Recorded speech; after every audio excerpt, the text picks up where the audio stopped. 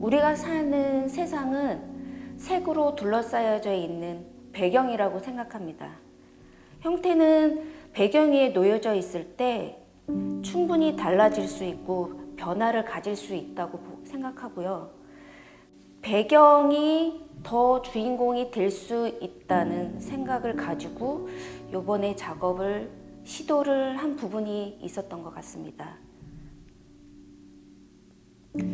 사진 드로잉 작업 기록을 위해서 이 아이들을 데리고 다니면서 나름 작은 소소한 여행을 했습니다.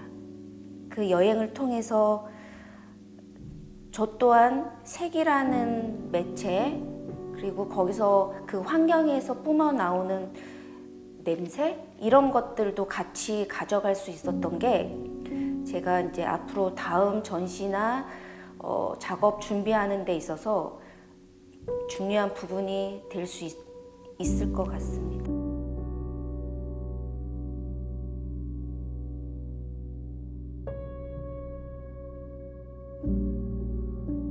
그 마이크로 어드벤처라고 이 아이들의 제목이거든요. 그게 작은 것에서부터 시작되는 여행이라고 제가 테마를 정했어요. 전시장에 관람객들이 찾아와서 보는 것보다는 제가 그곳에 찾아가서 펼쳐놓고 거기에 계시는 현장의 사장님들과 소통하고 싶었던 것 같아요. 그리고 제가 만들어낸 이 형태들이 어떤 배경에 놓여져 있을 때의 모습, 그것들이 되게 궁금했고, 시간적인 거, 그때의 날씨라던가 그런 상태에서 어색할 수 있는 그런 장소에 이 아이들이 놓여졌을 때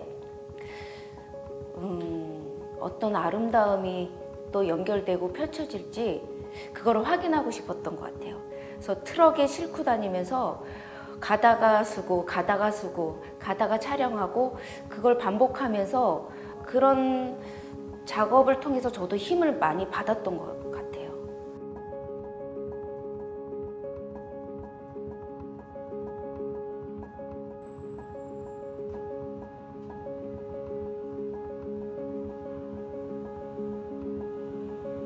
무의식은 강력한 이야기꾼이라고 생각해요. 우리가 보고 있다는 것을 지각하지 못해도 무의식은 사물을 볼 수 있다고 하는데, 저도 우리의 뇌가 최선을 다해 이야기를 만든다라고 생각하거든요. 제 작업도 항상 그런 식으로 최선을 다해 이야기를 이어가고 있는 것 같아요. 그것이 무의식이더라도 제 안에 잔재되어 있는 이미지가 분명히 있을 거라고 생각하거든요. 그런 사고나 기억이 여러 가지 형태로 탄생시키는 것 같습니다. 제 작업은 좀 공정이 많은 편이지만 우선 나무를 CNC를 맡겨서 가공을 해요. 그래서 그 조각들을 가지고 이제 여러 가지 모양의 사이즈를 조각들을 가지고서 재조합한다라고 생각하시면 될 것 같아요. 그 레이저 커팅을 맡겨서 얘네들을 좀 더 저는 또 튼튼하게 하는 거를 좋아해서 하나하나 피스 작업을 하는 이유가 있어요. 그래서 이런 과정들을 통해서 하나의 덩어리가 나오게 됩니다.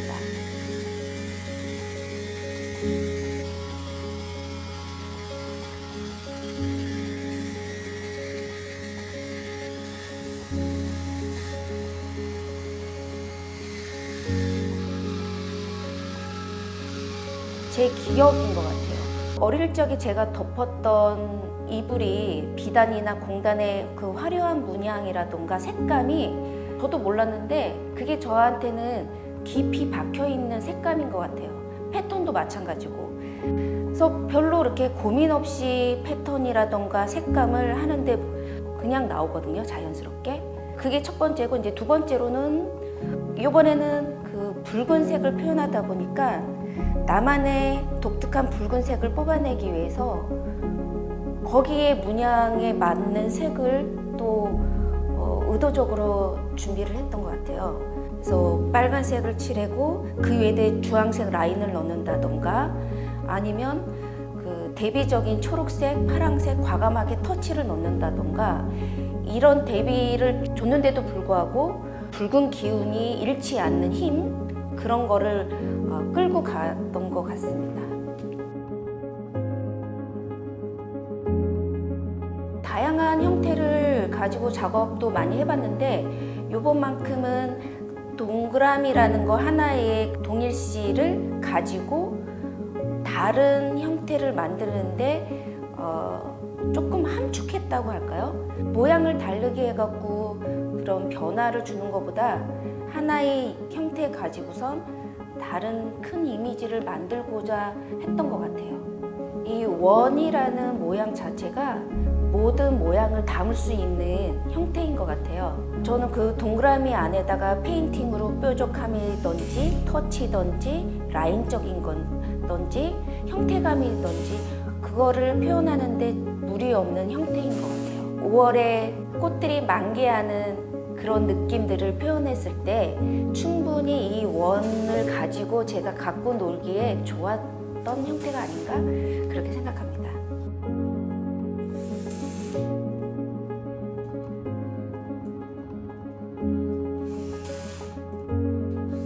색이나 향은 공간과 사람을 긴 시간 이어주는 기억의 매체라고 생각을 해요. 그거를 이야기하듯이 요번에 이제 눈에 보이는 추상적인 형태나 색의 잔상이 이제 남아서 제 작품을 보고 가신 분들이 한 번씩 상기되는 기억으로 남기를 바랍니다.